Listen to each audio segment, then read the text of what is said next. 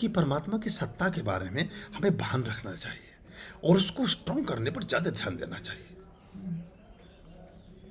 मौत के मुंह से अगर कोई चीज़ बचा सकती है तो वो परमात्मा का सुमिरन और उसकी शक्ति बचा सकती है।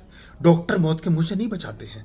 अगर डॉक्टर मौत के मुंह से बचा सकने में सक्षम होते तो कोई चिकित्सक कभी मरता ही नहीं, क्योंकि वो चिकित्सक का कभी कभी बेटा भी चिकित्सक ही होता है। तो बाप को भी पूरा नॉलेज है और बेटे को भी पूरा नॉलेज है, फिर तो उसका पिताजी कभी मरना नहीं चाहिए, क्योंकि उसको तो पूरा शरीर का ज्ञान पता है। फिर हर डॉक्टर की डेथ क्यों हो जाती है? तो ये कुछ अनसुलझे सवाल हैं। हाँ, प्रिकॉशन जरूरी है, बाकी चीज़ें जरूरी हैं, पर सामान्य रोगों में दवाइयों के सेवन को कम करें। एक चीज ठीक करेगा 10 खराब कर देगा। इसलिए एलोपैथी बंद कर दिया था। हाँ, आयुर्वेद में भी उतना लेना जितने की आवश्यकता हो, क्योंकि अगर लाभ करना था तो वो तुरंत करता है, नहीं कर रहा है तो 3 साल बाद नहीं करेगा, 2 साल बाद नहीं करेगा। तो अभी स्पेसिफिकली मैं क्या करने लगा हूँ? सारी दवाइयों को इकट्ठा करिए, पुड़िया बनाइए और एक कोने में रख दीजिए। वो तो हो गया। पर 1 महीना देखिए, 3 हफ्ता कम से कम देखना चाहिए। बंद है ना, बस बहुत बढ़िया किया। अब भी आप ठीक हो, तब भी आप ठीक थे, फिर दवाई में क्यों टाइम वेस्ट करना? क्यों? वीकनेस और थोड़ा वीकनेस बहुत आ जाता है। हाँ, वीकनेस चूंकि आप लंबे समय से, लगभग कितने वर्ष हो गए आपको? हाँ, 6-7 साल एक लंबा अवधि होती है। तो 6-7 साल का जो डैमेज है वो एकदम 1 महीने में ठीक नहीं हो जाएगा। और तरल पदार्थों का सेवन करें, आप लिक्विड फॉर्म में लें चीज़ों को, सूप के रूप में, मतलब लिक्विड वो आपके स्टमक और इंटेस्टाइन पर ज़्यादा जोर नहीं पड़ना चाहिए। तो ये आपका फिर स्ट्रेंथ आना शुरू होगा। पूजा पाठ करें और चीज़ें करें, उससे भी फर्क पड़ेगा। और नींद लें। नींद आप अलार्म लगा के तो नहीं उठते हैं? मोस्टली नहीं, बट सुबह में उठ जाता वैसे ही। हाँ, नींद पूरी करिए अपनी। 5:30 8 के चक्कर में मत पड़िए। जब अच्छे से आपको उसके बाद बैठ के खुमारी नहीं आ रही है तब तक आप सोएं। और उठने के बाद आपको लग रहा है कि यार 5 मिनट और लेट जाता, तो 5 नहीं 10 मिनट लेट, 15 मिनट लेटिए आप। ये एक्चुअली हो क्या रहा है, जब शरीर को ठीक कर रहा है उस समय उस मशीन को फिर हम ऑफ कर देते हैं। वो अपना सिस्टम अंदर से क्लीनिंग का कर रहा था बॉडी, आपने साथ बीच में मशीन को रोक दिया और वो फिर बेचारा 80% पे रुक गई मशीन। पूरे कपड़े धोए ही नहीं उसने, 20 कपड़े फिर गंदे पड़े अंदर। फिर आपने दोबारा फिर उठे, फिर अगले दिन उसने 20 कपड़े लाइन में लगाए, फिर आपने छोड़ दिए। एक बार कंप्लीटली रेस्ट देकर अपनी बॉडी को रिपेयर करिए। जब हम बीमार होते हैं हम अस्पताल जाते हैं, अस्पताल में जाके क्या करते हैं?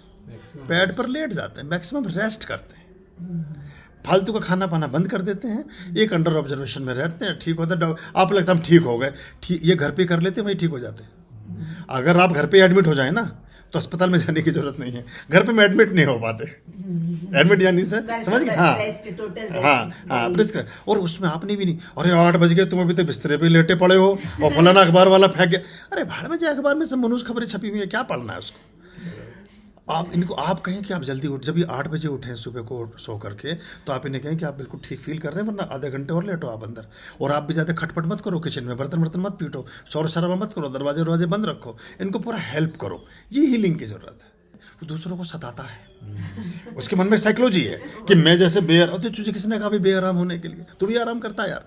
और वो उठ जाता है, वो उठपट खटपट करता है, वो टीवी चलाएगा, वो मेज पटकेगा, वो खाना कुछ करेगा, वो चाय का कप, और बार बार जाके देखेगा अच्छा भी पड़ा है। अरे लेटा रहने दो, तुम्हारा प्यार उससे है, उसको कंफर्ट दो, उसको रिलैक्स दो, और दरवाजा बंद कर दो और बाहर की खिड़की बंद कर दो, कुछ आवाज़ आ रही है घंटी भी बंद कर दो थोड़ी देर के लिए। तब तो हम उसके प्यारे और उसके प्रिय हैं, उसको हेल्प दे रहे हैं। और आप देखेंगे आदमी एकदम ठीक होना शुरू हो गया।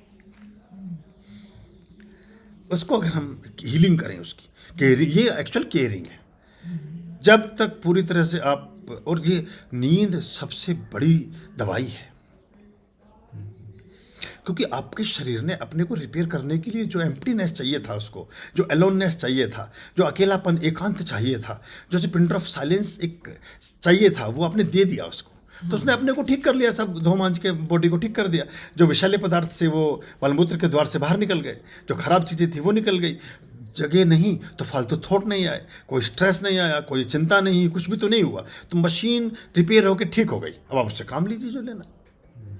उससे पहले आप उठ जाते हैं लोग 4 बजे, सारा दिन ऊँघते रहते हैं, वो 3 बजे उन्हें फिर सोने को चाहिए। अगर तुम्हें 5 बजे उठ के फिर 5 बजे आप उठे, कोई ज़रूरत नहीं थी, आप उठ गए, ठीक है। अब आपने 5 बजे उठ के 2 घंटे जैसे कट किया। अब 7 बजे उठते तो फ्रेश उठते, पर आपने 2 घंटे बचाए, फिर दोपहर में 3 से 5 सोएंगे आप। सो तो आप फिर भी रही हैं, तो पहले ही सो लेते ना मेरे भाई, ठीक से नींद ले लेते ना।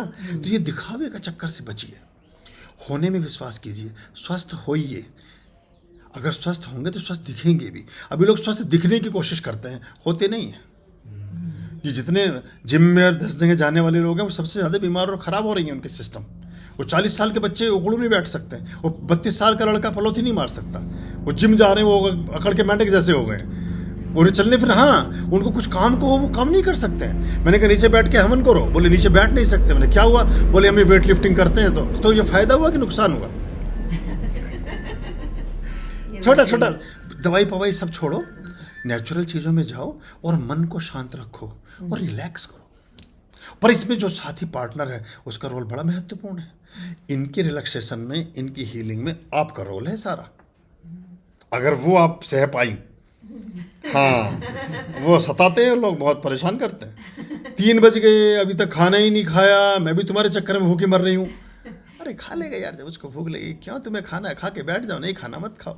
ये जो मॉनिटर, ये जो हर समय थानेदारी है, एक आदमी के पीछे लग गए हैं हम बस डंडा लेकर के, उसी को ऑपरेट कर रहे हैं। उसकी अपनी ज़िंदगी जीने दो उसको। वो तो बहुत छोटी सी बात है, पर बड़ी बात यही है। तो जो भी, चाहे पत्नी हो चाहे पति हो, पति भी हैं ऐसे बहुत सारे, वो दुखी करने लगते हैं सबको। आर्याम अभयाम भज